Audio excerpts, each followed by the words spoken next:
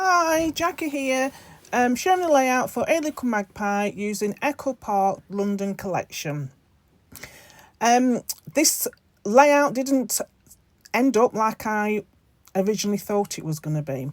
So off camera I'd already cut some strips, so I think they're about 2.5 inch from the 2.5 inches wide, from the 12-inch pattern papers, and I had this spare piece of the grey that I wanted to use. So my idea was to layer them on my cardstock in like a fan formation at the so it's sort of spread out at the top of the 12x12 pattern paper, and that's one of the plain paper pack that comes with the kit.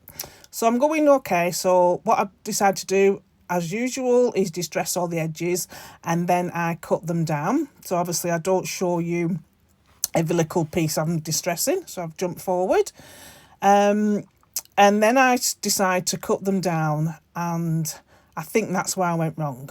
I've left all this in first so that you can see my process and see that sometimes if I just carried on and carried on.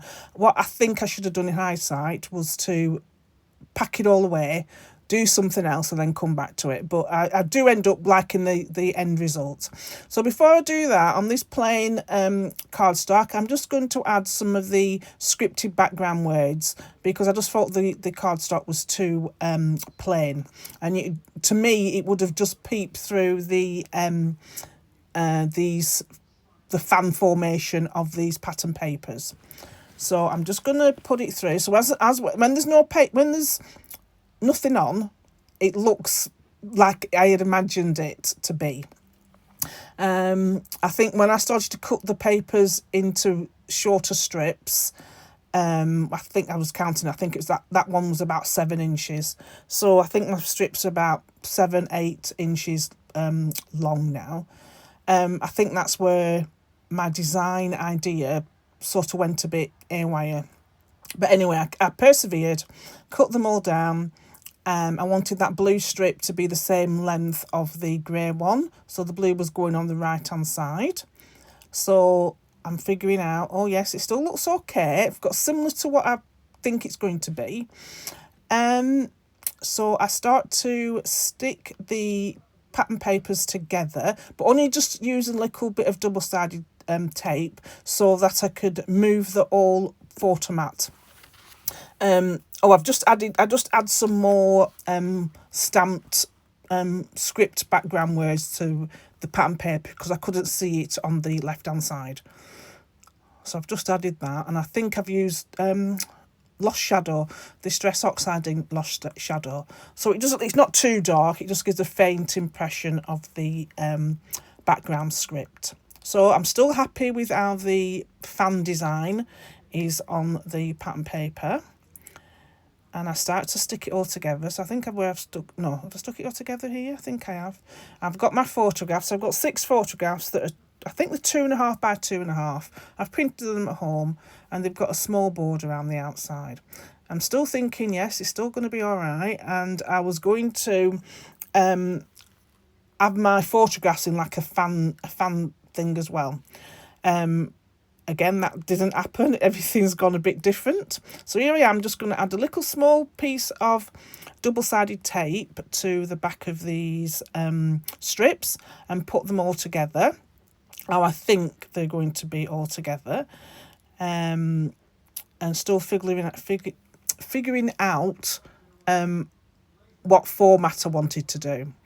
So at this stage, I'm thinking it's not going to work. It's not fanning out as much as I want.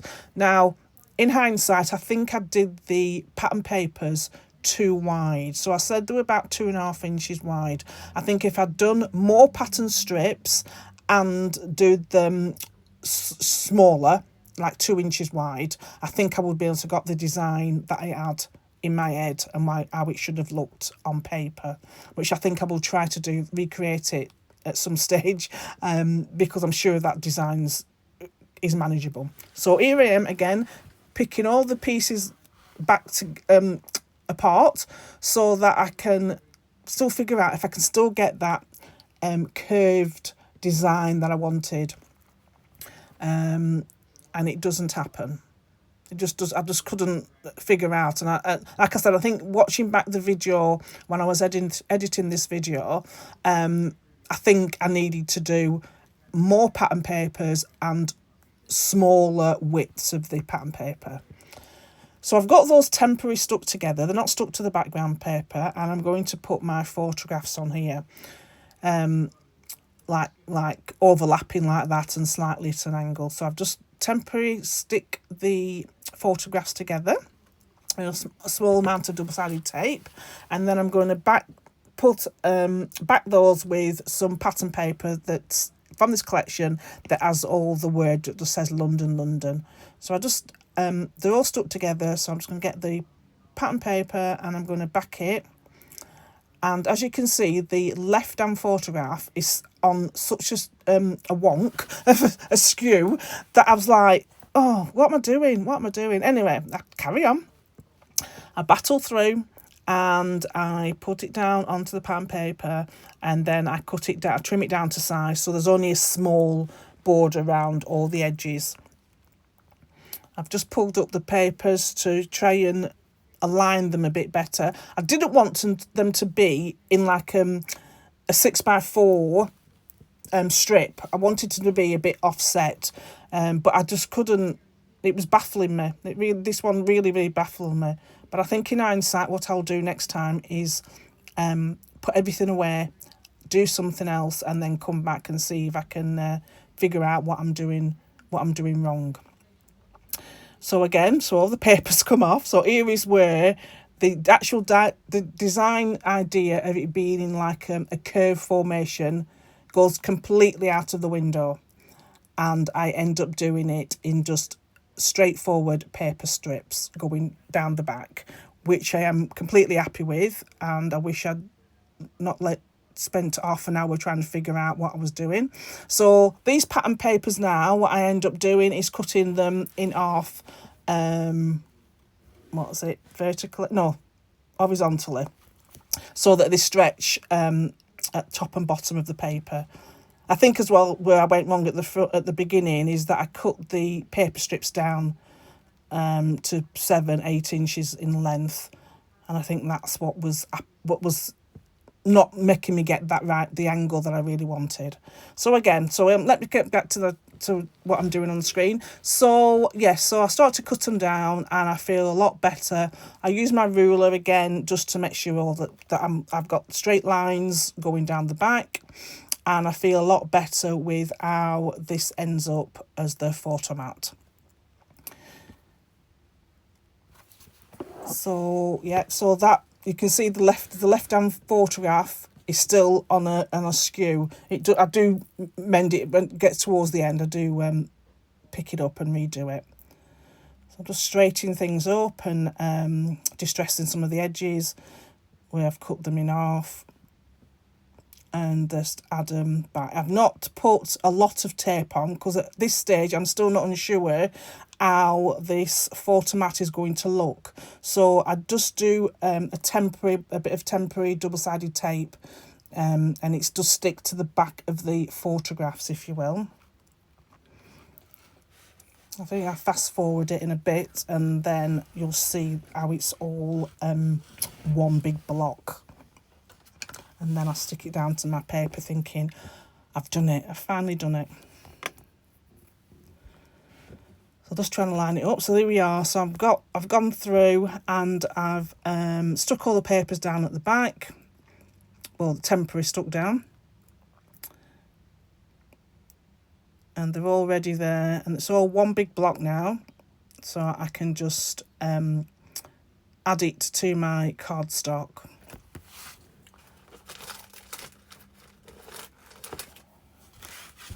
So I'm just going to add that. So I went through my pattern paper and there was a 3x4 journaling card sheet, so elements. So I've just cut those out and I'm going to use one of those as the side, and that's going to be part of my title.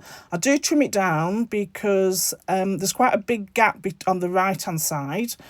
Again, like I said, it wasn't design like this, but it's quite a big black and white on the side, but the card was still a bit too long, so I've just trimmed off a little snippet on either left and right hand side so that I can tuck that greetings from London 3x4 card into the side, and it not look too wide across to the right hand side. Again, I'm just trimming a bit more off it as well, so it's actually inside the pattern paper, inside the 12x12 layout, if you will.